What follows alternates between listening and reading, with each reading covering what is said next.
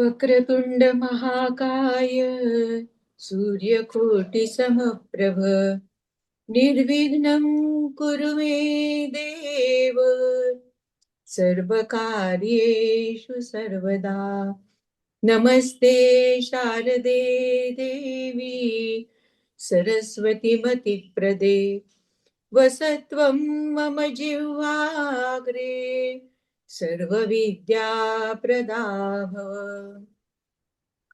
गुरुर्ब्रह्मा गुरुर्विष्णू गुरुर्देवो महेश्वरः गुरुः साक्षात् परब्रह्म तस्मै श्री गुरवे नमः।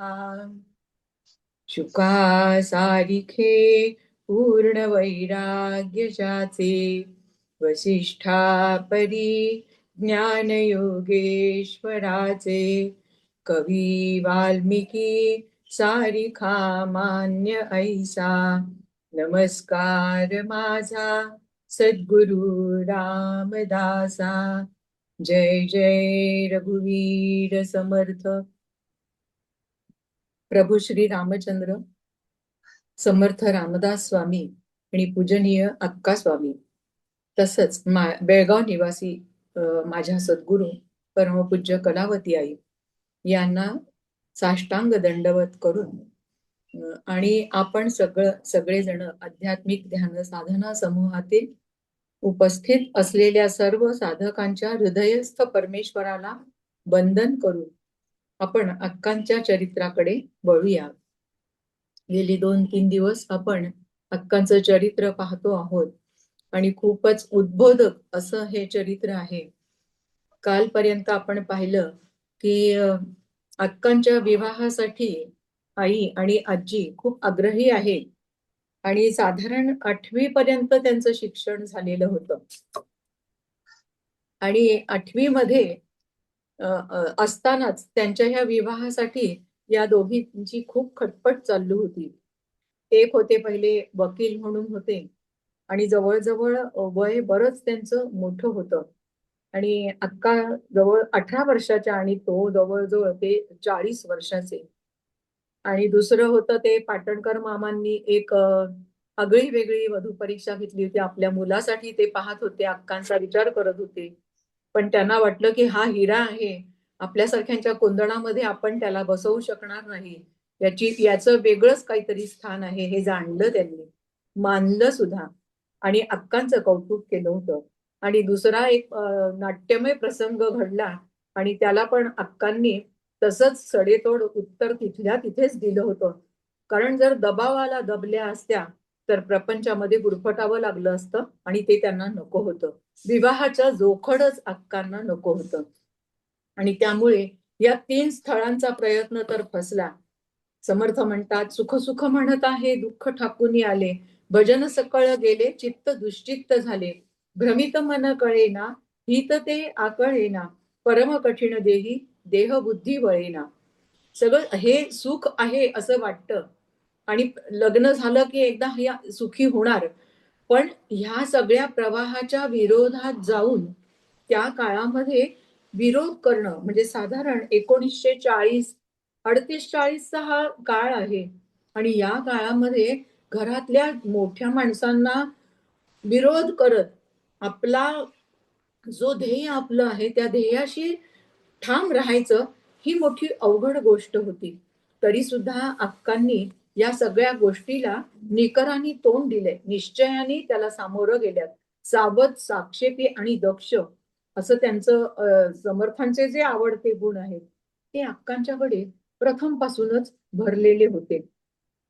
शाळेमध्ये साधारण 8वीच्या वर्गात त्या होत्या आणि एक दिवस गणिताचे शिक्षक आले नाहीत आणि त्यामुळे थोडीशी उजळणी घ्यावी म्हणून अक्का समोर गेल्या आणि फळ्यावरती गणिताचा तास होता पण भूगोलाची उजळणी सुरू झाली आणि मग सगळे मुलं बसले, बाकीची मुलं मुली बसलेली आहेत आणि अक्कांचं एखाद्या सराईत शिक्षकाप्रमाणे सुरू झालं मुलांना अभ्यास घेणं, मुलांचा पृथ्वीच्या 2 गती, दिवस रात्र कसे होतात, लहान मोठे केव्हा कसे, वार्षिक गती, लंबवर्तुळाकार आकृती. हाडाच्या शिक्षकच 8वीच्या वर्गामध्ये असताना असं हे सगळं दुसऱ्यांना शिकवणं, तो बाणाच होता त्यांचा त्यांच्या म्हणजे शिक्षकी बाणा हा हाडातच होता.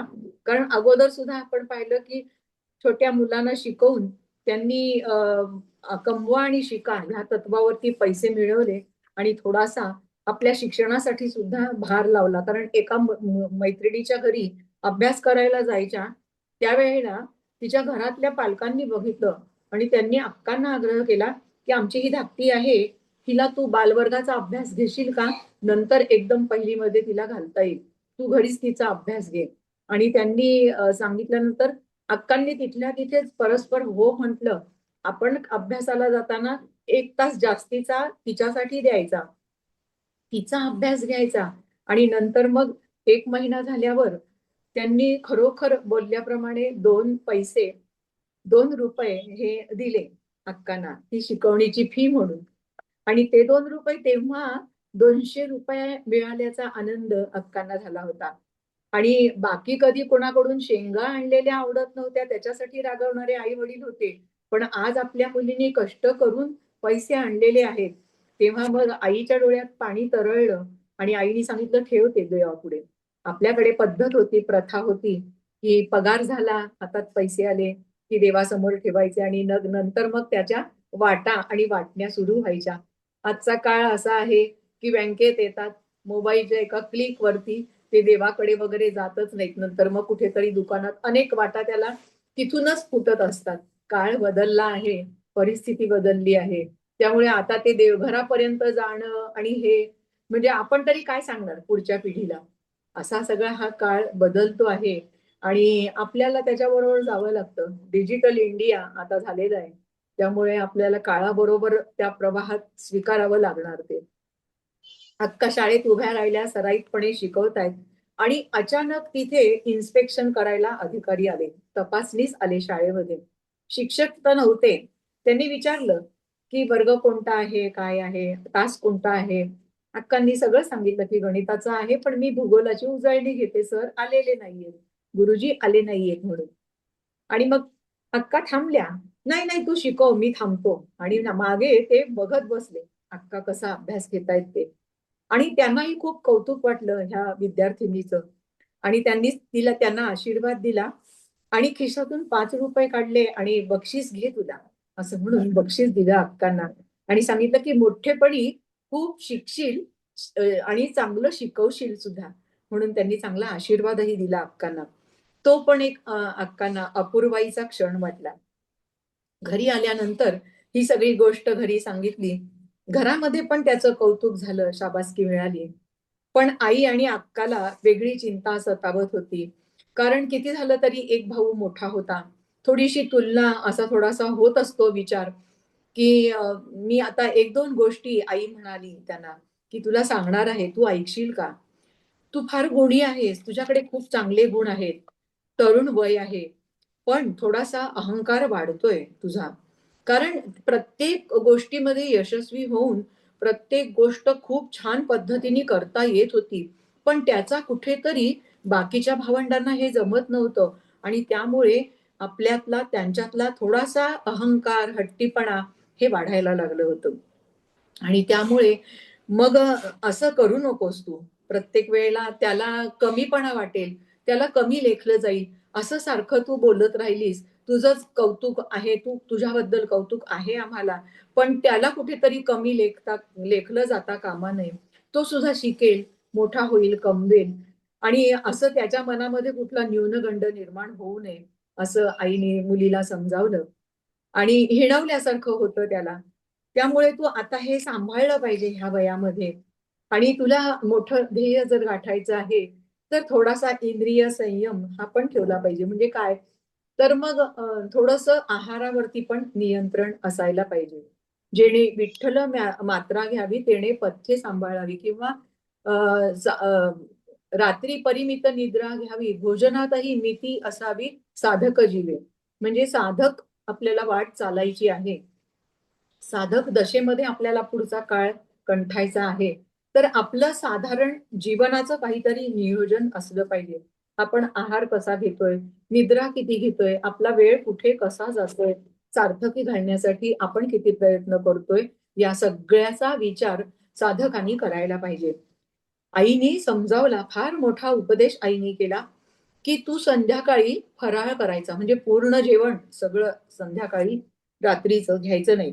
खायचं काय, तर मोड येणारे धान्य खायचं नाही, भाजकं निर्लेप पदार्थ खायचे, कांदा लसूण सगळं वर्ज्य, उग्रवास येणारे पदार्थ आहेत ते पदार्थ आहारात नसावेत, आणि छछोरपणा नसावा, नटरंगीपणा नसावा. साधेपणात जे सौंदर्य असतं हे त्यामध्ये नाहीये. सकाळी मी तुला पाहिलं कुंकू लावताना, आई आणि आजीचं किती बारीक लक्ष होतं. सकाळी तू कुंकू लावताना तेच बोट ओठांवर फिरवलंस आणि सुगंधाचं ते बोट ओठाला लावलंस. शाळेत जाताना नटून थटून कशाला पाहिजे? शाळेमध्ये अभ्यास विद्या संपादन करायला जायचंय. अशा ह्या सगळ्या नटण्या मुरडण्यामुळे आपलं जीवन वाया जातं. आणि तुझा स्पष्ट वक्तेपणा चांगला आहे, पण तुझा दुराग्रह मात्र तिथे असता कामा नये तिथे. आणि मग नाही कोणी ऐकलं तर तुला एकतर राग येतो आणि मग क्रोध वाढतो, आणि क्रोधाच्या आहारी तू जातेस. त्या क्रोधावर तुझा संयम असला पाहिजे. या वृत्तीने तू राहशील तर मग तुझं जीवन पुढे सुरळीत जाईल. आम्ही दोघी जणी आहोत तोपर्यंत ठीक आहे, पण क्रोधाच्या आहारी गेलीस तर तुला कोण सावरणार? आईचा हा अमोलिक उपदेश होता.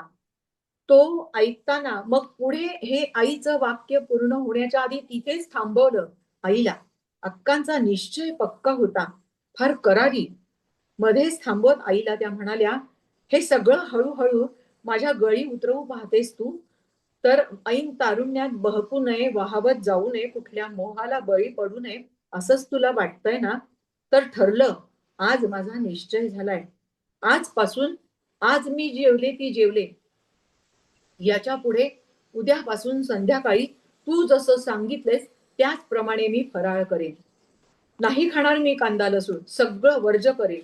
कोठे जाते, कोठे खेळते, कुणाशी बोलते, काय करते, हे सगळं तुम्हाला सांगणार. इति वृत्तांत तुम्हाला येऊन सांगणार आहे. मला फक्त एकच माझी इच्छा आहे, मला विवाह बंधनात तुम्ही अडकवू नका. विनवणीने परोपरीने पुन्हा पुन्हा आपल्या आईला आणि आजीला सांगितलं, मला स्वतंत्र राहायचंय आणि मला समाजसेवा करायची आहे आणि मला अभ्यास करायचाय, मला खूप शिकायचंय.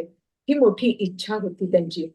आणि फक्त त्याप्रमाणे जसा शब्द दिला, बोले तैसा चाले त्याची वंदावी पाऊले. आज वंदनीय पूजनीय अक्का स्वामी असं जे म्हणतात ते का, तर अक्कांच्या जीवनामध्ये इतके चढ उतार आले. अगदी सामान्यातली सामान्य परिस्थिती होती, पण त्या परिस्थितीला टक्कर देत त्याच्यावर मात करत आपली साधक दशेची वाटचाल अक्कांनी कशी चालली. किती कठीण परिस्थिती होती. अभ्यास आणि अभ्यासच फक्त करायचा, इतका तन्मयतेने पुस्तकं सुद्धा नव्हती अभ्यास करायला.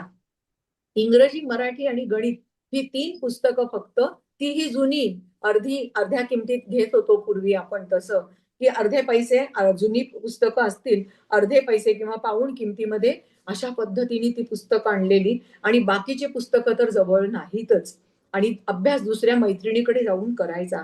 अशा पद्धतीने त्यांचा हा अभ्यास सुरू झाला आणि तो चिकाटीने अक्कांनी केला आणि 9वी पास झाल्या. म्हणजे हे लग्नाचं सगळं सुरू झालं होतं ते 8वीत असतानाच त्यांना ते बंधनात घालत होते. पण अक्कांनी मोठ्या हिमतीने त्याला तोंड दिलं, लढा दिला आणि त्यामध्ये त्या अडकल्या नाहीत. आणि नंतर मग म्हणजे एखादी मुलगी पटकन त्यांना आई आणि आजी सांगते तर त्यांना म्हणजे ऐकावं लागलं असतं. ती वरमली असती, नमली असती तिकडे. पण अक्कांचा निर्धार किती पक्का होता हे आपल्याला त्यामधून लक्षात येते. आणि त्यानंतर मग अचानक असा योग आला, की अण्णाचं पुढे काही शिक्षण झालं नाही. पुढे त्याला अभ्यासामध्ये फारशी गती नव्हती. पण काही चित्र काढणं आणि अशा काही त्याला गोष्टी जमत होत्या. काही ठिकाणी स्पर्धेमध्ये तो पैसे मिळवायचा. काही संस्कृत शब्दांची रूपावली वगैरे, क्रियापदांची रूपं त्यांनी लिहून काढली होती. आणि काही ठिकाणी असेच काही त्याला पैसे त्याला मिळाले होते. मग त्याच्याकडे जे काही कौशल्य होतं, त्या आधारे एक त्यांच्या आजींचे ओळखीचे परिचित होते. त्यांचं एक पत्र आलं बापूसाहेब गाडगीळ म्हणून, आणि त्यांनी सांगितलं की अंबरनाथला एका कंपनीमध्ये एक जागा आहे आणि त्या ठिकाणी तुम्ही जर तुमच्याकडे तुमचा नातू आहे त्या वयाचा असेल तर त्याला तुम्ही पाठवलं तर आम्ही इथे नोकरीला लावून घेऊ. 18 वर्षाचा साधारण जर असेल तर त्याला तुम्ही घेऊन या, असं गंगूताई म्हणजे त्यांच्या आजीला सांगितलं. आणि मग तो मार्ग त्याचा मोकळा झाला होता. आणि मग गंगूताई आणखीन अण्णा अक्कांचे मोठे भाऊ अंबरनाथला निघाले आणि वुलन मिलचं ते शाखा होती, ती कंपनी होती आणि तिथे कपड्यांना रंगाच्या छटा वगैरे लावायचं काम त्यांच्या भावाला मिळालं. महिना 15 रुपये पगार मिळणार होता आणि हेही एक या जीवनाची चांगली सोयच परमेश्वराने केली. मग 6 महिने आजी आणि अण्णा तिकडे राहायचे, घरातच सगळं काम करायचं आणि मग कधी कधी तिथे गेल्यावर कंपनीची खोली पण राहायला मिळाली. पहिले 6 महिने ते तिथेच राहिले आणि मग एक बिऱ्हाड अंबरनाथला आणि एक बिऱ्हाड जळगावमध्ये असं होतं. काही सामान सुमान आणखीन जळगावहून काही भांडी वगैरे त्यांनी अंबरनाथला आणली. आणि परत खर्चाची अशी विभागणी झाली जबाबदारीची, की जळगावचा खर्च अक्कांनी बघायचा आणि शिक्षणाबरोबर तो खर्च चालू ठेवायचा आणि तिकडचा खर्च आहे तो त्यांनी तिथल्या तिथे भागवायचा अंबरनाथचा. 1941 मध्ये अक्कांचं मॅट्रिकचा फॉर्म भरायचा होता आणि त्यासाठी पैशांची जमवाजमव त्यांना करायची होती. ते एक मोठं दिव्यच होतं. हे पैसे कसे जमवायचे? पैसे भरायचे कसं आणि ते धुळ्याला होतं. तरी आईची थोडीशी तक्रार होती, की जळगावात राहायचे आणि धुळ्याला कशाला जायचं? तिथे कशाला एवढं जायला पाहिजे? उतरायचं कुठे? राहायचं कुठे? हे सगळे प्रश्न आहेत. पण 4-5 मैत्रिणी होत्या. एकत्र गेल्या तर रेल्वे भाडं कमी पडेल आणि मग त्याच ग्रुपमधून अक्का धुळ्याला गेल्या. या पैशांची तजवीज सुद्धा 35 रुपये एकूण साधारण लागणार होते. तर अनेक आप्त जे स्नेही होते, परिचित होते, त्यांची मदत झाली आणि त्यांनी आपणहून हे कुणी 5 रुपये, कुणी 15 रुपये असं करत 35 रुपयांची ही तजवीज झाली आणि मग फॉर्म फीचा व्यवस्था झाली. किती कठीण परिस्थितीमध्ये अक्कांनी ह्या सगळ्या गोष्टींचं पार करत शिक्षण पूर्ण केलेलं आहे. आणि नंतर मग अशाच एक परिचित होत्या, त्यांच्याकडे धुळ्याला जाऊन अक्का राहिल्या आणि परीक्षा आटपून मग पुढे जळगावला पुन्हा आल्या.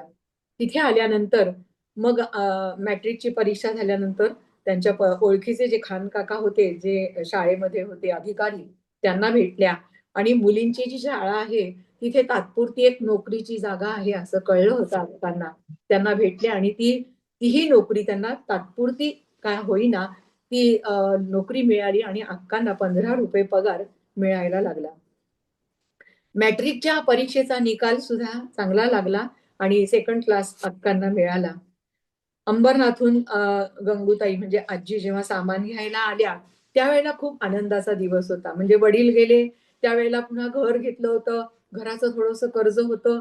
ते सुद्धा पुन्हा नंतर फार अडचणीची परिस्थिती निर्माण झाली होती आणि आता पुन्हा परत चांगले सुगीचा काळ यायला लागला होता आणि खूप कष्टाने हा काळ त्या बघत होत्या.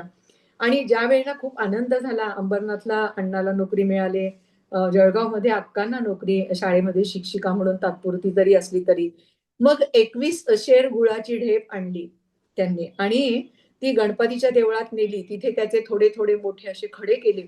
त्याचे गणपती समोर ते सगळे ठेवले, त्याच्या समोर ते समर्पित केले नैवेद्य म्हणून आणि नंतर तेच प्रसाद म्हणून जे जे देवळात येतील त्या सगळ्यांना, आधी आजूबाजूचे पण होते त्यांनाही दिला, त्यांचे आजूबाजूचे राहणारी मंडळी होती ती, त्यांच्याकडे पण तो दिला आणि मंदिरात जे कोण येतील दर्शनाला त्या प्रत्येकांच्या हातामध्ये गुळाचा एक एक खडा आणि आनंदाची बातमी.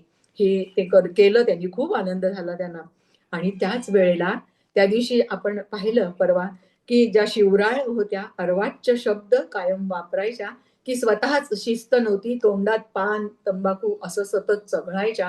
शाळेतल्या शिक्षिका होत्या पण आदर्श नव्हता विद्यार्थ्यांपुढे, अशा त्या शिंदेबाई आणि अक्कांनी त्यांची तक्रार केली होती. आणि नंतर मग त्यांना आपल्याला बदलावं लागलं होतं, थोडं परिवर्तन घडलं होतं अक्कांच्या तक्रारीमुळे. त्या शिंदेबाई नेमक्या त्या गणपतीच्या मंदिरात आल्या. आल्यानंतर या शिक्षिकेनी अक्कांना नमस्कार केला. किती अक्कांचा अधिकार.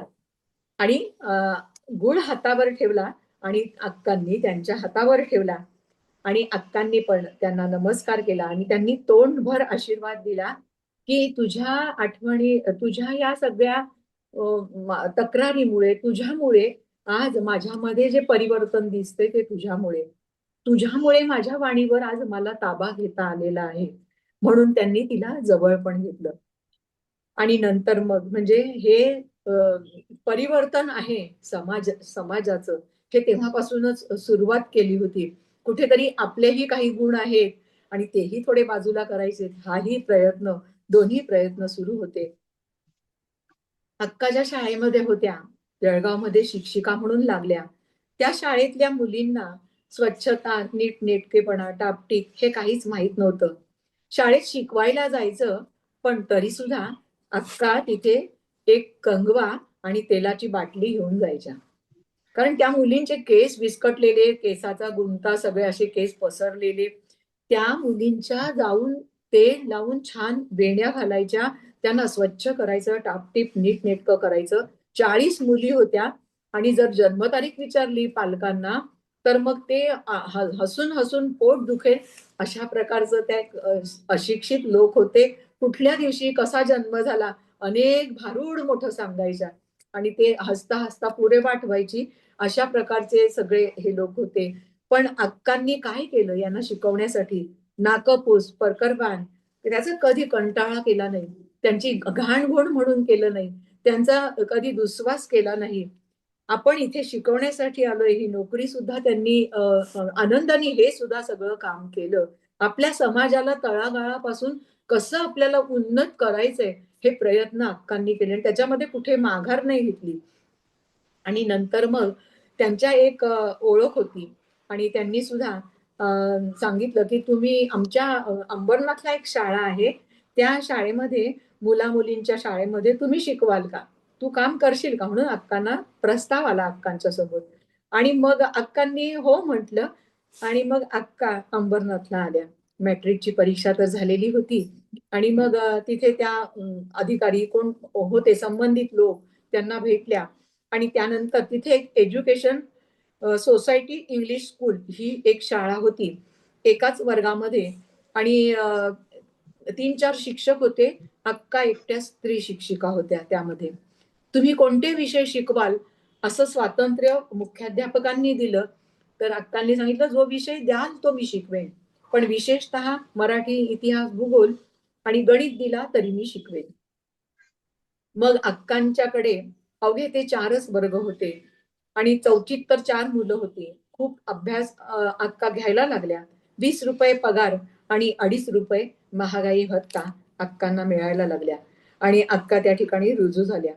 आणि शिक्षकांची मुलं किंवा नातेवाईक तर त्यांना फी माफ होती म्हणून धाकटा भाऊ याला अक्कांच्या या कर्तृत्वामुळे तिथे फी माफ फी माफी मिळाली आणि त्याचं शिक्षण तिकडे सुरू झालं. मग जळगावला सगळेच जवळ-जवळ इकडे आले तर जळगावला काय करायचे राहून. म्हणून मग सगळेच जण सुट्टीमध्ये अक्का जळगावला गेल्या आणि मग सगळ्यांना भेटून सगळ्यांचा आशीर्वाद घेऊन मग अक्का, आजी, आई नंतर अण्णा आणि ही सगळी भावंड 4 हे सगळे जण अंबरनाथला आले.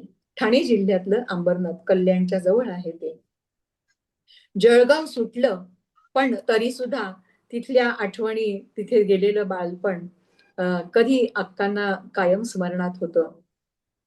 अंबरनाथला आल्यानंतर जवळपासच्या बळीराम मंदिरामध्ये जायच्या अक्का बऱ्याच वेळा आई-आजी बरोबर. अक्कांच्या मनात एक लहानपणापासून गैरसमज एक ठामपणे हे दृढ झाला होता. तो म्हणजे वैधव्य आलेल्या स्त्रिया देव-देव करतात, असा एक गैरसमज अक्कांच्या मनामध्ये होता. नंतर मग त्यांना तो थोडासा पती गेल्यानंतरच देव-देव करतात स्त्रिया. पण जसजसं दासबोधाचं वाचन सुरू झालं, तसतसा त्यांना सगळ्या ह्या गोष्टींची उत्तरं आणि शंकांचं निरसन व्हायला लागलं. विचार बदलायला लागले. दीन, दुबळे, अपंग हीच सेवा आहे, हीच खरी ईश्वर सेवा आहे, असे विचार मनात यायला लागले. म्हणजे अक्कांचं मन जे होतं ते अधिक व्यापक व्हायला लागलं. दर शनिवारी मारुतीला जायच्या, तर तिथे एक म्हातारा बसत होता.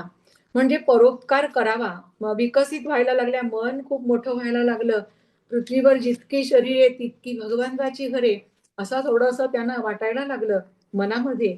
आणि आपण त्याला मदत करावी, म्हणजे कळवळा आला त्याच्याबद्दल. एक म्हातारा भिकारी मारुतीच्या मंदिरामध्ये कायम राहायचा, भीक मागायचा आणि तिथेच राहायचा. आणि याच्याकडे आंधळा साधारण होता आणि त्याच्याकडे घोंगडी, सगळे फाटके-तुटके सगळे कपडे, असं सगळं होतं. कधी अंघोळ नाही, काही नाही.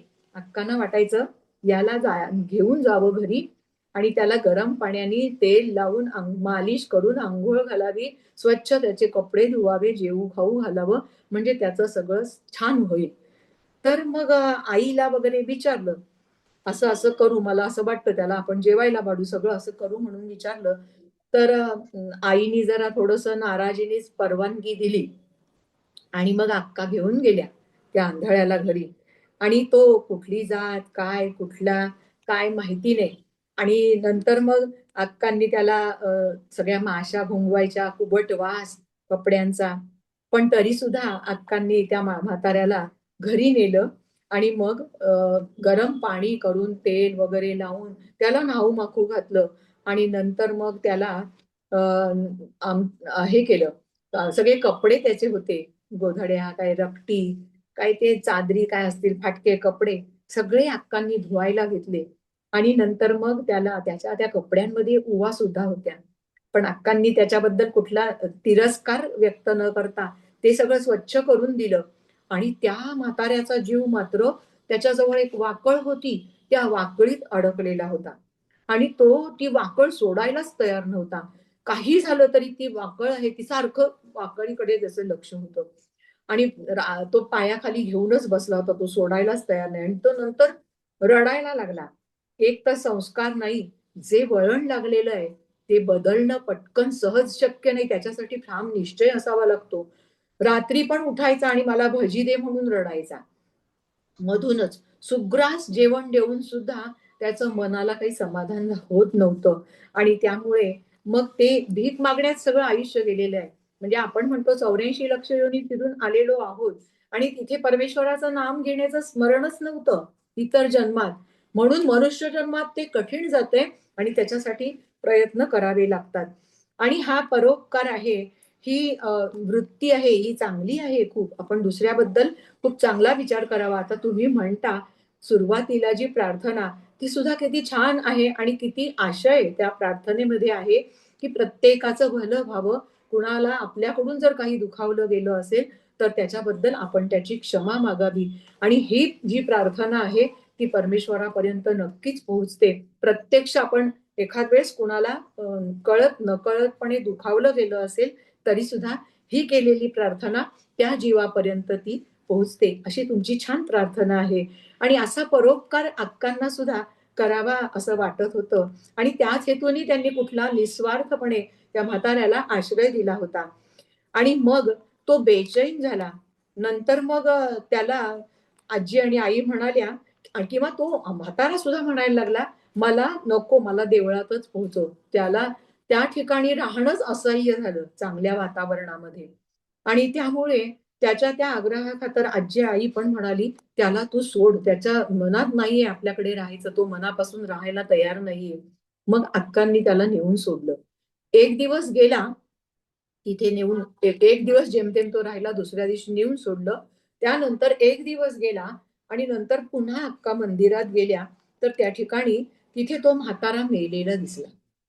आणि त्या ठिकाणी ती वाकळ होती. पोलीस आले 2-4 आणि ती वाकळ फाडून त्याच्या मधल्या नोटा काढत होते.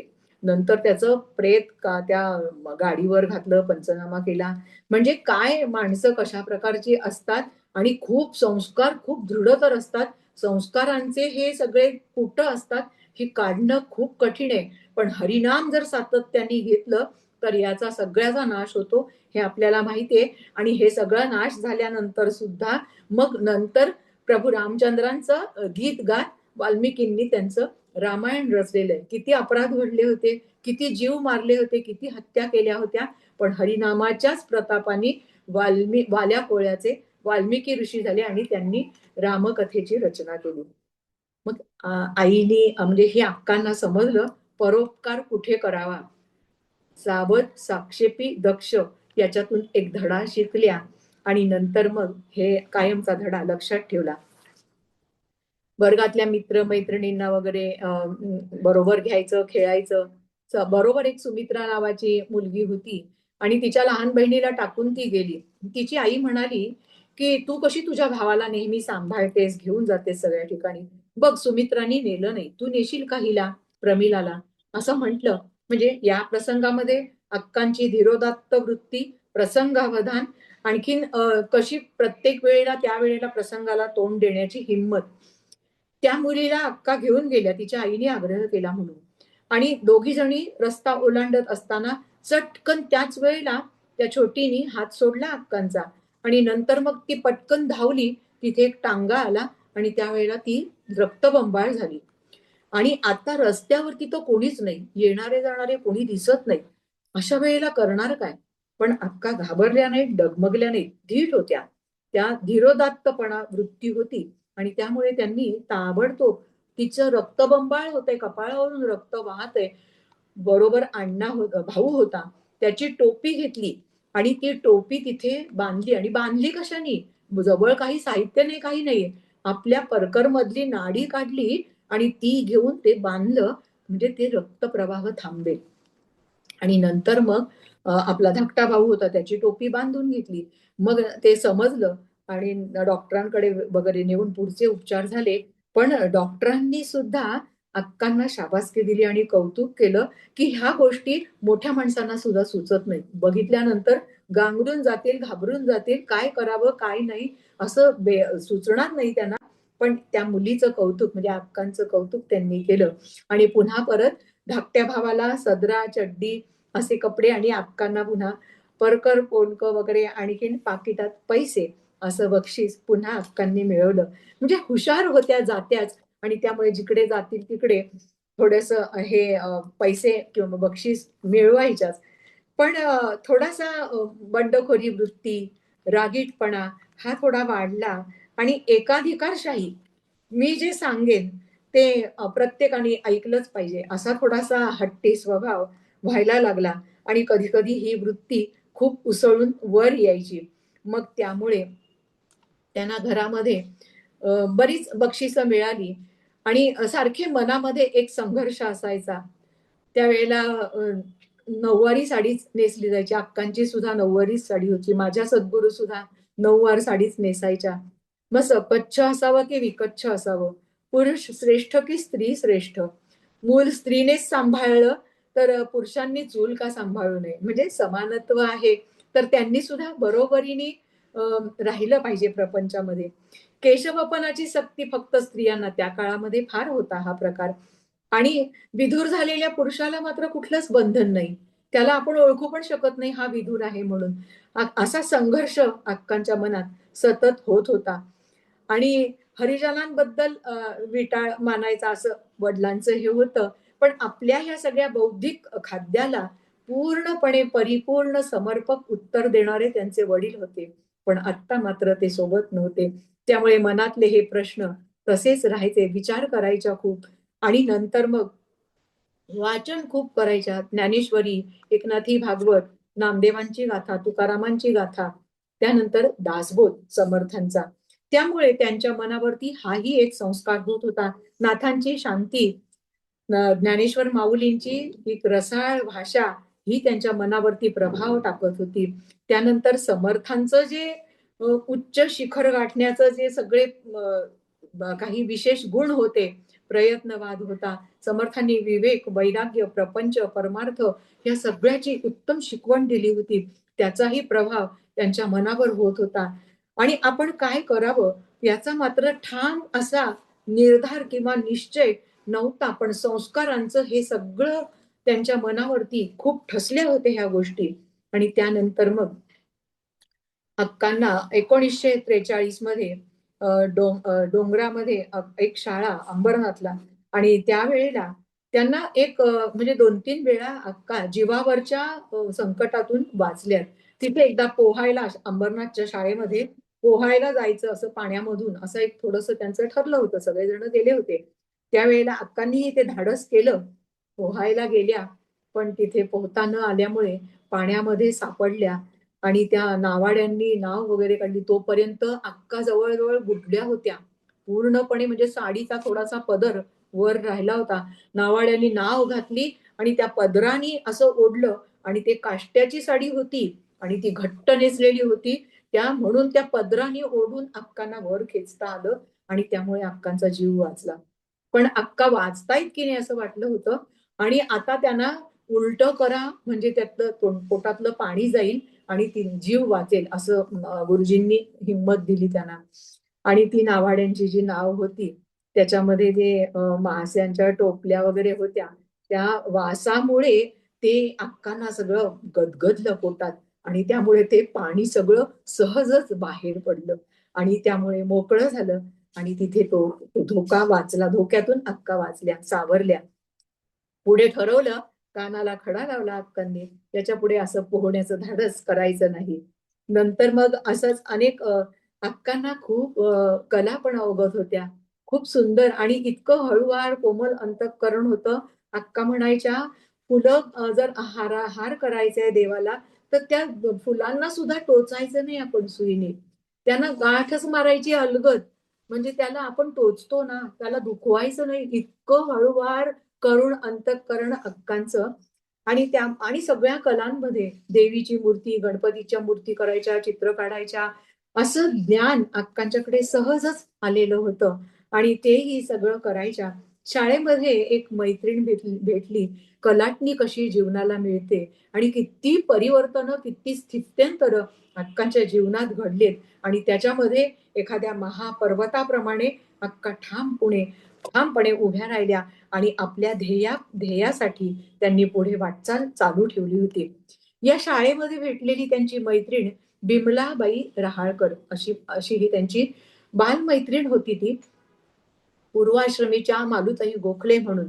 आणि यांचं असं झालं होतं, की अंदमानमध्ये जपानी अंमलाखाली अंदमान भाग गेल्यानंतर त्यांनी शूट केलेल्या 11 लोकांमध्ये यांचे यजमान त्या केले होते त्याच्यामध्ये ते गेले होते. आणि यांच्या लग्नाला फक्त 6 महिने झाले होते. केवळ 6 महिन्यामध्ये यांचा संसार आटोपला होता आणि सुवासिनीच्या त्या वैधव्याची कुऱ्हाड त्यांच्यावर कोसळलेली होती. एकुलती एक मुलगी होती. पुढचं सगळं आयुष्य काढायचे आणि तरी सुद्धा यांच्या आयुष्यात अशी जादूची कांडी फिरली आणि त्या सगळ्या आपल्या ह्या जीवनामध्ये पुन्हा खंबीरपणे उभ्या राहिल्या आणि आपला स्वतःचा अनुभव त्या विमलाताई अक्कांना नेहमी सांगायच्या.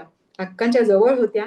अक्का खूप त्यांच्या आवडत्या होत्या आणि त्या म्हणायच्या, "अक्कांना तुमचे गुण खूप छान आहेत. तुमच्याकडे अनेक सद्गुण आहेत. पण तुमचा एक गुण आहे, तो ह्या सगळ्या सद्गुणावर पाणी फिरवणारा आहे. तो म्हणजे तुम्ही चटकन रागावता.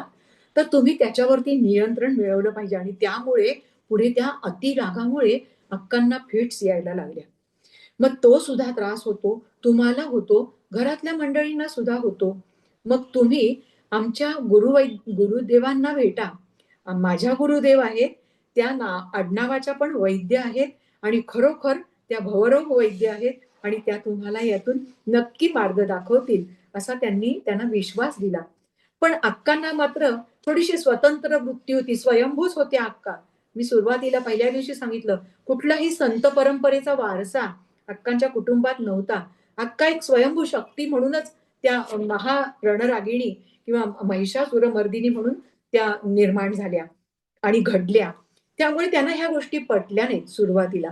काहीतरी टाळाटाळ करायचं आणि तेवढी वेळ निभावून न्यायची असं अक्का करायच्या. हे वर्ष साधारण 1956 होतं. अनुग्रह घ्यायचं, शरण जायचं पटत नव्हतं मानी स्वभावाला अक्कांच्या.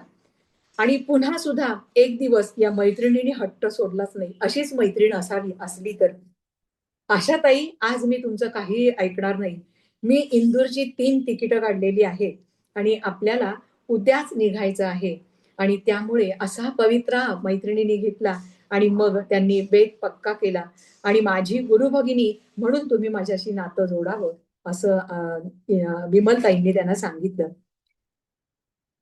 इंदूरला वंदनीय भागीरथीबाई वैद्य म्हणजे ज्यांना जीजी म्हणून जीजी महाराज म्हणून त्या परिचित होत्या इंदोरमध्ये. आणि त्यांच्या सद्गुरूंची पुण्यतिथी पितृपक्षामध्ये भाद्रपद वद्य एकादशीला साजरी होत व्हायची नेहमी. त्या उत्सवाकरता 7 दिवस मालुताई नेहमी जायच्या आणि त्यांच्याबरोबर सरस्वती गोखले ह्या पण त्यांच्या आई दोघी जणी जायच्या. त्यांच्या बरोबर यावेळेला अक्का पण होत्या. अंबरनाथला जेव्हा मालुताईंच्याकडे भागीरथीबाई वैद्य म्हणजे जीजी या बऱ्याच वेळा त्यांचं आगमन झालं आणि अक्कांना त्यांनी बोलवलं की त्यांच्या दर्शनाला या, त्यांची गाठभेट घ्या. पण अक्कांनी तेव्हा सुद्धा टाळाटाळ केली आणि तिथे जाणं टाळलं. गेल्या नाही. तो योग आल्याशिवाय संतांच्या चरणी जाणं होत नाही आपलं.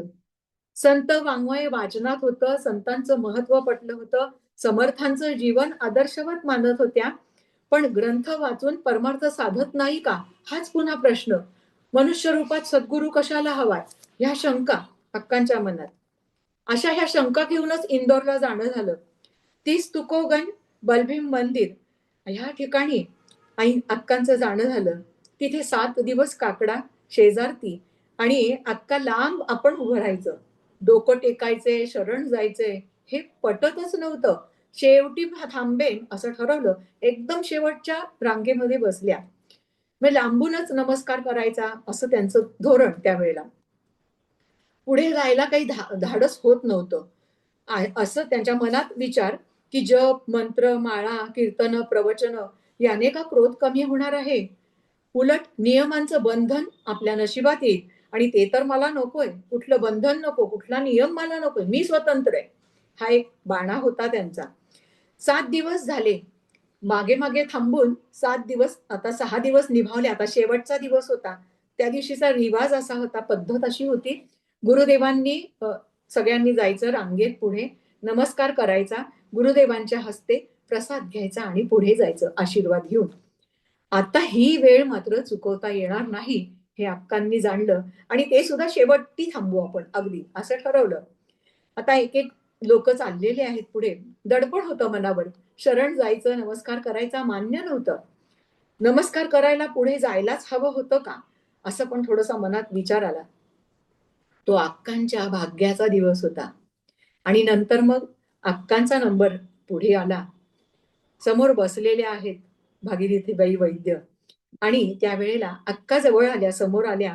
तसं हातातला प्रसाद जिजींनी खाली ठेवला आणि म्हणाल्या, अक्कांचा हात धरला आणि आपल्याच बैठकीवर त्यांना बसवून घेतलं आणि म्हणाल्या, बसा आशा. आशा आशा लता वेलणकर असं नाव अक्कांचं कागदोपत्री. तर बसा आशा असं आज्ञा केली, त्यांना हाताला धरून बसवलं. अक्कांना पहिला धक्का बसला की एवढ्या सगळ्या गर्दीमध्ये माझी ह्यांची भेट झाली नाही स्वतंत्रपणे आणि यांना नाव कसं काय माहिती माझं. त्यांनी माझ्या नावाने मला बोलवलेलं आहे याचा एक आश्चर्य अक्कांना झालं आणि त्यांच्या चरणाला स्पर्श केला. तो जादुई स्पर्श अक्कांना काहीतरी वेगळंच, काहीतरी चैतन्य देऊन गेला होता. वेगळीच ऊर्जा अक्कांना त्या अंगामध्ये सरसरली होती. आणि मग जिजींनी बोलायला सुरुवात केली, हे पहा आशाताई, एवढ्या गर्दीत आपलं नाव कसं लक्षात राहिलं याचं आश्चर्य वाटतंय का तुम्हाला. त्रिकाल ज्ञानी असतात सद्गुरू. तर त्यांनी अक्कांचा हात हातात घेतला आणि म्हणाल्या, तुम्ही इथे श्रवणच करत आहात तर मग क्रोध येतो, कुठून येतो तो? राग कोणाचा येतो? क्रोधाने आपण जळतो, ज्याच्यावर रागवतो त्यालाही जाळतो. ईश्वराकडून बुद्धीचं जे लेणं मिळालंय ती निकामी होता कामा नये. हा क्रोध घालवायला हवाय आणि आयुष्य वाया जाता कामा नये. तर हा कोणी घालवायचा? दुसरं कोणी याला प्रयत्न करू शकणार नाही. आपला आपणच हा घालवला पाहिजे. आणि मग समर्थ रामदास स्वामींचा आदर्श डोळ्यापुढे ठेवतो आणि आपण मात्र विरुद्ध वागायचं. मग हाताची पकड पक्की करतच म्हणाल्या, अनुग्रह घ्या, असं मी म्हणणार नाही, असं जिजी म्हणाल्या. आणि नंतर क्रोध मात्र जायलाच हवाय, पण माझं ऐका, मी काय सांगते. अनुग्रहाचा आग्रह मी करत नाही, पण काय सांगते तुम्हाला. एक पुस्तक दिलं भागीरथीबाईंनी आणि सद्गुरूपनिषद ते पान उघडायला सांगितलं अक्कांना. आणि मग हा म्हणा म्हणे, मी तुम्हाला सांगते तुम्ही म्हणा. आणि त्यांनी ते स्तोत्र म्हणायला सांगितलं. एक क्षण म्हटलं अक्कांनी 2 ओळी त्यातल्या. पुढे त्यांनी पुन्हा परत थांबवलं अक्कांना. थांबा म्हणाल्या. राग आल्यानंतर कसे स्वर असतील, कसं वाचाल तुम्ही? असं म्हणाल्या. आणि मग त्यांनी थांबवलं आणि पुन्हा परत राग आल्यानंतरचा स्वर आमचा कसा असतो, त्या स्वरात त्यांनी वाचून दाखवलं आणि मला वाचून दाखवा म्हणून सांगितलं. हां, असं वाचायचं म्हणाला. राग येतो ना, अनावर होतो ना तो, त्याला आवरायचंय, प्रयत्न करायचा आहे. आणि मग पाठ होईल हळूहळू. रोज म्हणा 6 महिने. एक निरांजन देवापाशी लावायचं. ते तेवत आहे तोपर्यंत त्याच्याकडे पाहत हे उपनिषद म्हणायचं. 6 महिन्यात काय अनुभव येतोय का ते मला कळवा. असं सहज एक बोलून गेल्या.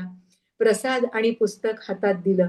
अक्कांना तो स्पर्श जाणवला आणि काहीतरी वेगळीच एक लहरी आनंदाच्या आपल्या शरीरामध्ये निर्माण झालेल्या आहेत याचं अनुभूती अक्कांना आली आणि त्यांच्या चरणावरती अक्कांनी मस्तक ठेवलं सद्गुरूंच्या.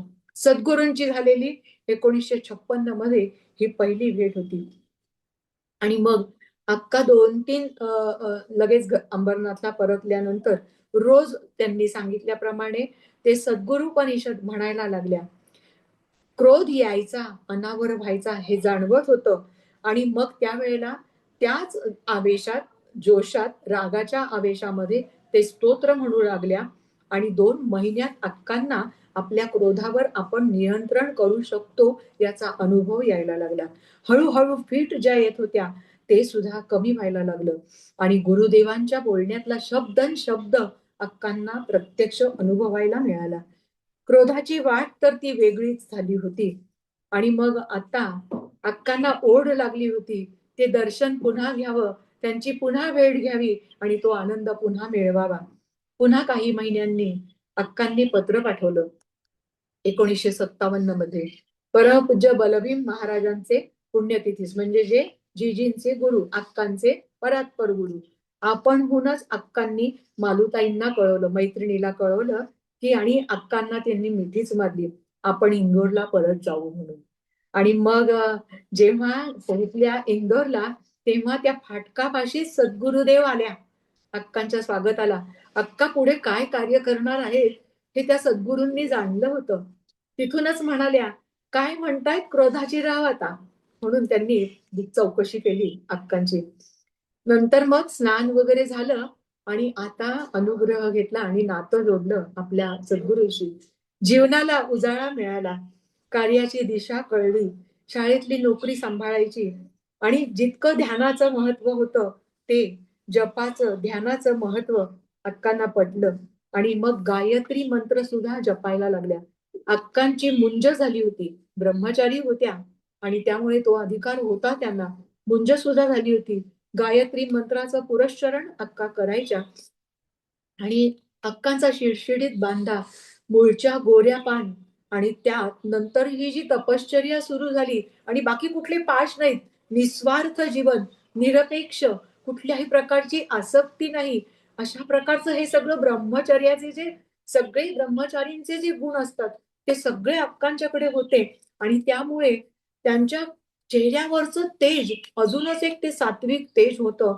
ते आणखीनच विलोभनीय दिसत होतं. त्यांच्या सहवासात जे जातील त्यांना सगळ्यांना हा अनुभव येत होता की अक्कांची ही सगळी तन्मयता, पहाटे उठायचं, ध्यानाला बसायचं, नामस्मरण करायचं, गायत्री मंत्र आणि आपला मंत्र हे सगळं अक्कांचं सुरू होतं आणि हा फक्त सहवास 2 वर्षच मिळाला. म्हणजे 1956 मध्ये पहिली भेट झाली, 57 मध्ये अनुग्रह घेतला आणि 9 मार्च 1998 मध्ये एक दिवस वार्ता आली की भागीरथीबाई पंचतत्वात विलीन झाल्या.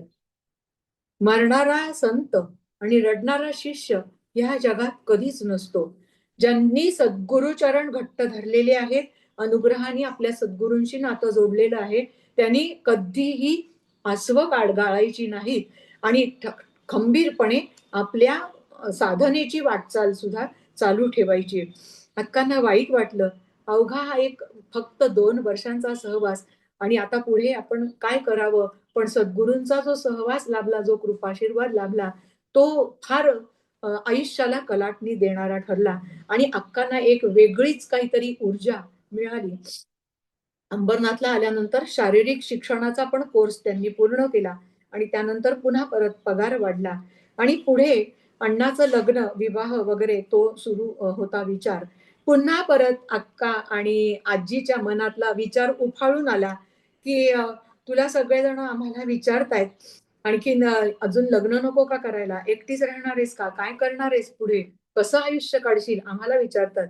अक्कांनी पुन्हा स्पष्ट आणि ठामपणे सांगितलं, जे कोण विचारतात त्यांना माझ्याकडे पाठवा. मी त्यांना काय सांगायचे ते सांगेन. तुम्ही मला ह्यावरच घालू नका. भावाचं लग्न झालं. पुढे पगारवाढ होत होती आणि नंतर मग त्याचं विराड भोरला गेलं आणि अक्का परत अंबरनाथलाच राहिल्या.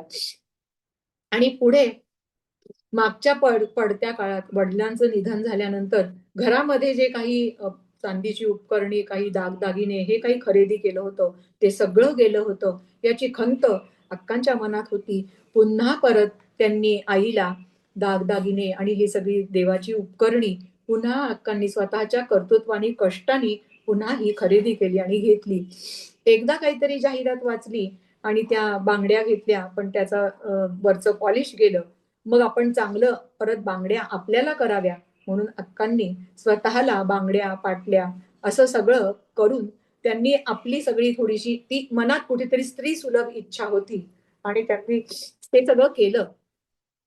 त्यानंतर परत अनंताचं लग्न पण ठरलं आणि मग दुसरी बहीण होती तिचंही लग्न झालं. सगळ्यांची लग्न वगैरे हे सगळं अक्कांनी केलेलं आहे. आणि त्यानंतर मग 4-5 याच्यामध्ये काही वर्ष गेली आणि पुढे अंबरनाथला जे भाड्याने राहत होते हे सगळेजण, तर त्यावेळेला काही मध्यस्थी होते परिचित. त्यांच्या परिचयाने अक्कांनी कांसही विभाग यामध्ये एक प्लॉट खरेदी केला आणि या प्लॉटचा नंबर 356. 12,000 रुपयात हा प्लॉट मिळाला. मी जेव्हा प्रथम गेले, अक्कांचं जन्मशताब्दी वर्ष 2021 ते 2022 असं आम्ही साजरं केलं होतं. पूर्ण वर्ष विविध कार्यक्रम आम्ही दासबोध सखोल अभ्यास उपक्रमातर्फे साजरे केले होते आणि याच सुमारास आम्ही भारतभर प्रवास केला होता अक्कांची ही सगळी विजयध्वजा घेऊन. आणि त्यावेळेला अक्कांच्या ज्या इंदोरचं वर्णन आपण आता ऐकलं, भागीरथीबाईंचं मंदिर आणि त्या मंदिरामध्ये सुद्धा आम्ही दर्शनाला गेलो होतो. तर अक्कांच्या ह्या प्लॉट वरती त्या मंदिरामध्ये म्हणजे आता तिथे मुरलीधराचं मंदिर आहे. पण मी जेव्हा प्रथम गेले तेव्हा अंबरनाथला जो प्लॉट होता 356, तो त्या संख्यांनी सुद्धा माझं लक्ष वेधलं तिथे. 3, 5 आणि 6 त्रिगुण, पंचविषय आणि षडविकार याच्या पुढे गेलो की पण त्याच्यानंतर मग अक्कांच्या मुरलीधर मंदिरात आपण पोहोचतो. हे आपल्याला मला तेव्हा जाणवलं. 356 नंबरचा प्लॉट असा तो एक वैविध्यपूर्ण प्लॉट अक्कांचा. आणि त्यानंतर मग आजी त्यांच्या होत्या, आई त्यांच्या हयातीत घर झालं नाही. नंतर आई अक्कांनी ते बांधलं आणि मग पुढे असा विचार आला की तिथे दत्ताचं हे करावं का, मूर्ती स्थापन करावी की काय, काय करावं असा थोडासा विचार येत होता. पण त्यावेळेला त्यांनी तो विचार केला की दत्ताचं आपण करायचं तर खूप सोवळं लागतं. स्त्रियांनी पूजा करून चालणार नाही. आपण सगळ्या स्त्रिया आहोत इकडे. त्यामुळे मुरलीधराला चालतं सगळं. त्यांचा लाडका कृष्ण. त्यामुळे मग मुरलीधराचं मंदिर अक्कांनी स्वतः बांधलं आणि त्यानंतर मग तिथे विविध कार्यक्रम घ्यायला लागल्या. गुरुदेवांचं मार्गदर्शन भागीरथीबाईंचं त्यांना सारखं मिळतच होतं. आणि त्यावेळेला त्यांना आतून अशा काहीतरी प्रतिभा त्यांची इतकी जागृत झाली आणि मग बरीचशी काही काव्यरचना पण अक्का करायला लागल्या. पण ती काव्यरचना जी होती, ती काव्यरचना ही थोडीशी डोहाळे जेवण, काही मुंज किंवा काही विहीण एखादं लग्नामध्ये सादर करतात, तशा प्रकारची अशी काहीतरी रचना व्हायची. आणि त्यानंतर मग कधी-कधी त्यांना अक्कांना यांचाही सहवास लाभला. सज्जनगडावरती एक स्वामी होते तात्या स्वामी म्हणून. त्यांच्याही सहवास अक्कांना लाभलेला आहे. गवालक्ष गंगाधर स्वामी आणि त्यांच्या सहवासामध्ये अक्का राहिल्या होत्या. त्यांच्याकडे खूप मोठी अक्कांकडे ही परंपरा चालून आली आणि एक दिवस अक्कांनी लिहिलेल्या ओळी होत्या. त्या लिहिण्याचा छंद होता म्हणून लिहिल्या आणि त्यांच्या स्वप्नात त्यांना दृष्टांत झाला. त्यांच्या गुरुदेव भेटल्या आणि त्यांचा स्पर्श त्यांना झाला स्वप्नामध्ये आणि म्हणाल्या की काय रचलंय, काय गाणं आहे? तर डोहाळे जेवणाचं गाणं होय. मग पाळणा, डोहाळे जेवण, मंगलाष्टक ही गाणी रचण्यात शक्ती वाया जात नाही का? गुरूंचा प्रश्न आहे अक्कांना. मग म्हणाल्या, हाच ओघ भक्ती मार्गाकडे वळवला तर आगळाच आनंद मिळेल आणि मग ती प्रभूची देणगी प्राप्त होईल. अक्का उठल्या आणि गुरुदेव कुठे आहेत म्हणून पाहायला लागल्या. तर ते स्वप्न म्हणायचं की काय हे अक्कांना कळेना.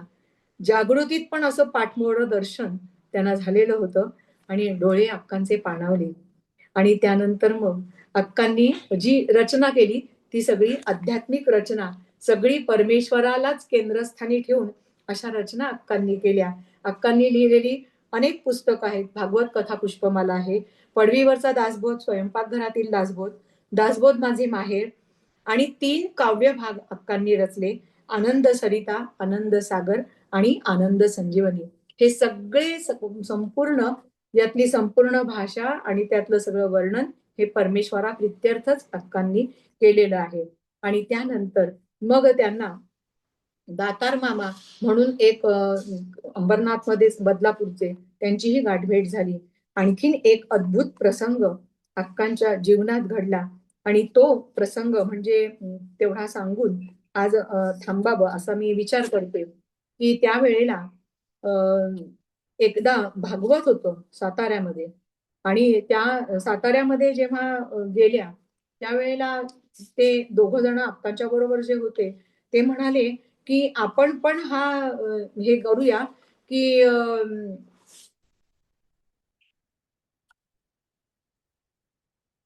दर्शनाला जाऊया. साताऱ्यामध्ये एक मंदिर आहे आणि त्या मंदिरामध्ये ध्यान मंदिर आहे ते आणि तिथे आपण दर्शनाला जाऊया असं त्यांनी सांगितलं आणि मग ते दोघ जण घेऊन अक्कांना त्या मंदिरात गेले आणि त्यावेळेला अक्कांचा पहिल्यापासून मंत्र होता की तो मंत्र म्हणजे ओम नमो भगवते वासुदेवाय आणि तो संकल्प होता अक्कांनी केलेला आणि हा संकल्प त्यांचा पूर्ण होत आला होता जवळ-जवळ आणि त्यानंतर मग त्यावेळेला त्या ठिकाणी त्या मंदिरामध्ये काही माळा ठेवलेल्या होत्या. रामाची मूर्ती होती आणि ती आतमध्ये कोणी गर्भगृहात जाऊ शकणार नाही.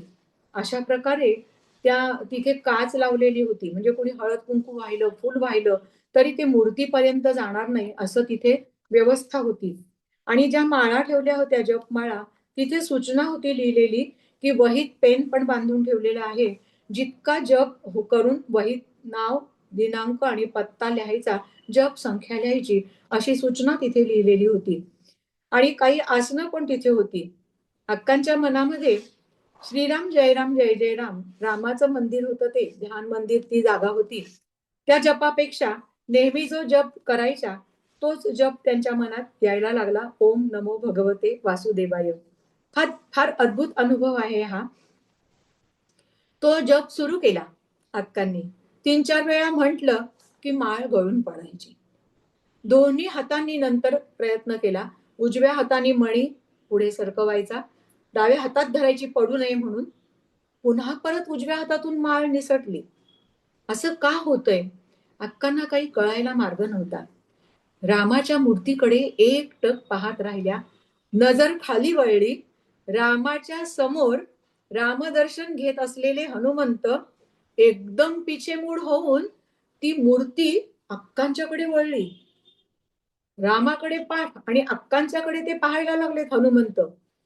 आणि क्षणार्धात त्या हनुमंताच्या मूर्तीतून ती मूर्ती दुभंगली आणि त्यामधून समर्थ बाहेर आले. समर्थांची मूर्ती बाहेर आली आणि ते त्यातून हळूहळू पुढे येऊन हात जोडून म्हणाले तोंडातून अक्कांनी हात जोडले. समर्थ म्हणतायत मोठ्या उच्च रवानी जय जय रघुवीर समर्थ असं म्हटले. हे शब्द उमटले आणि मग रामनामाबद्दल इतका तिटकारा का समर्थ विचारतायत अक्कांना. तुझा संकल्पित जप पूर्ण झालाय. उचलमाळ म्हणाले, श्रीराम जय राम जय जय राम, हा रामनामाचा मंत्र जप जप करायला सुरुवात कर म्हणाले. हा तुला दाशरथी रामाचा वाटतो आणि राम आणि कृष्ण तुला वेगळे वाटतात. नामाच्या ठिकाणी द्वैत नसतं म्हणाले समर्थ. आत्मारामाचा जप हा जो आहे तो आत्मारामाचा आहे. वेडे हा सिद्ध मंत्र आहे. तुझ्या कार्याला पुष्टी देणारा आहे आणि माझे वचन खोटे होणार नाही. तू अनुभव घे. उचल माळ. अंगावरती आपल्या सुद्धा शहारे येतात. समर्थांनी हनुमंताचा अवतार होता समर्थ. प्रत्येक 4ही युगात हनुमंताने अवतार घेतलेला आहे आणि कलियुगामध्ये समर्थांच्या रूपात हनुमंत अवतरलेले आहेत आणि त्या मूर्तीतून समर्थ प्रकट झाले आणि अक्कांना आदेश केलेला आहे पुढच्या कार्याचा आणि पुढच्या जप साधनेचा. माळ उचलली आणि अक्का म्हणतायत, 13 मणी झाले नाही तोच समर्थ आपोआप त्या मूर्तीमध्ये परत गुप्त झाले आणि मारुती पुन्हा परत रामाकडे तोंड करून पुन्हा परत पूर्वस्थितीमध्ये आपल्या आसनावरती स्थित झाले. अक्कांच्या डोळ्यातून धारा वाहत होत्या. आनंद तर गगनात मावेनासा झाला होता. रिक्षा वाजली आणि रिक्षेचा आवाज आला, भोंगा वाजला आणि जे दोघ जण बरोबर होते सोबत ते आत आले आणि चला उठा. निर्मलाताई म्हणतायत, माळ दांडीला अडकवली, वहीत नाव जप संख्या लिहिली, अक्का उठा म्हटल्या तरी तोपर्यंत अक्का देहभानावर नव्हत्या. अक्कांचं देहभान हरपलेलं होतं आणि त्यामुळे त्यांनी डोळे उघडले. नंतर मग त्यांच्या बरोबर अक्कांनी पुढे निघाल्या. ज्या ठिकाणी राहिल्या आपली वही होती. गेल्यानंतर वही बघितली. समर्थांनी सांगितलंय तुझी संकल्पित जपसंख्या पूर्ण झाली. अक्कांनी पाहिलं तर संख्या होती 1,25,250. समर्थांनी कसं जाणलं हे? इतके हे ज्ञानी परात्पर हे मोठे संत आम्हाला लाभलेले आहेत आणि ते अक्कांच्या पुढे त्यांनी हे सगळं कार्य ठेवलं. जीवनात एक आनंद भरून टाकणारी ही घटना अक्कांच्या बाबतीत घडली आणि पुढे मग एकदा प्रवचन करता करता दातार मामाजी त्यांच्या बरोबर नेहमी असायचे.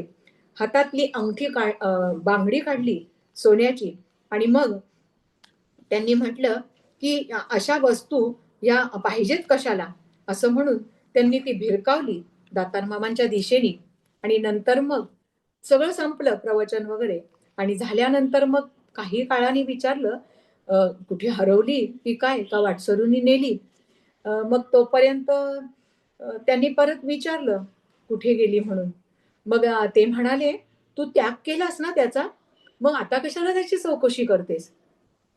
मग त्यांनी म्हटलं की नाही मी पोथीपाशी ठेवलेली आहे आणि त्यांनी ती अक्कांच्याकडे बांगडी दिली. संकल्प सोडला अक्कांनी यावेळेला. दागिने नकोतच, पूर्ण समाधान हाच खरा दागिना आहे आणि हे समाधान मिळवायचा प्रयत्न आपल्याला अक्कांनी दासबोध सखोल अभ्यास उपक्रमाच्या माध्यमातून दिलेला आहे. आमच्या जीवनात आम्ही जो अनुभव घेतो तो तर वैषयिक सुख हे आभासिकच सुख असतं आणि आमच्या जीवनातल्या सुखाला जसं डॉक्टरांकडच्या औषधाला एक्सपायरी डेट असते तशी आमच्या सुखाला एक्सपायरी डेट असते. आम्ही घर घेतलं, एक 7-8 वर्ष गेली, त्याची डागडुजी करावी लागते. गाडी घेतली, आनंद होतो, पण त्याची एक्सपायरी संपली की पुन्हा परत ती वेदना आम्हाला होतेच. म्हणजे ती विवंचनाच होते. जे सुख आहे खरं सुख संतांकडे मिळणारं सुख दुःख विरहित. आईंचं पुस्तक वाचत असताना लहानपणात सुद्धा मला हे वाक्य वाचलं की कळत नव्हतं की सुख दुःख विरहित म्हणजे वेगळं सुख काय असतं ते. ते आत्ता समजलं की आम्ही हा जीवनातल्या ज्या गोष्टी सुखाच्या मानतो त्या नंतर दुःखाच्या होतात, दुःखदायक होतात. मुलगा व्हावा, पुत्र व्हावा म्हणून नवसायस केले जातात, आनंद होतो. पण जेव्हा कधीतरी दुर्दैवाने किंवा काय कुयोगाने तो जेव्हा विचारी नासा होतो तेव्हा ह्याच मुलाला आपण का जन्म दिला असाही सुद्धा पश्चाताप काही काही वेळेला आपण समाजात अनुभवतो. मग हे सुख ते सुख तिथे टिकत नाही म्हणून त्याला एक्सपायरी डेट असते आणि संतांच्याकडचं सुख आहे ते कधीच अविनाशी असतं, कधी न संपणारं असतं, अखंड असतं आणि असं अविनाशी अखंड असं सुख आपल्याला मिळवायचंय आणि त्यासाठी आपण त्याचे चरण धरायचे. तर आज माझ्या वाणीला विराम देते. आपल्या सगळ्यांना पुन्हा वंदन करते. झालेली सेवा सद्गुरूंच्या चरणी समर्पित करते. उद्या आपलं समाप्ती आहे ना अक्कांच्या चरित्राची. तर मग आता अजून आम्ही आणखी आमंत्रण देते की शिवथर तर आपण याल, सरांशी संवाद साधाल. तर मुरलीधर मंदिर अक्कांनी बांधलेलं आहे. महात्मा गांधी स्कूल एज्युकेशन सोसायटीचं ते, जिथे अक्कांनी काम केलं. हे काल्पनिक नाही. आपण जाऊन हा सूर्य, हा जयद्रथ हे नक्की पाहू शकता. जवळपास आपण कल्याण डोंबिवलीमध्ये राहणारे असाल तर कांसाई विभागमध्ये अंबरनाथ पूर्वेमध्ये अक्कांचं मंदिर आहे. आपण अजूनही जाऊन अक्कांच्या मंदिरामध्ये त्या लहरींचा आनंद अनुभव घेऊ शकाल. बाकीचं आपण चरित्र आपण उद्या पाहूया. जय जय रघुवीर समर्थ. जय श्रीराम. जय जय श्री रघुवीर समर्थ. इथेच सांगतो आहे. आपण पुन्हा उद्या भेटूया याच वेळेला हो, 4 वाजता. जय चालेल. श्री श्रीराम.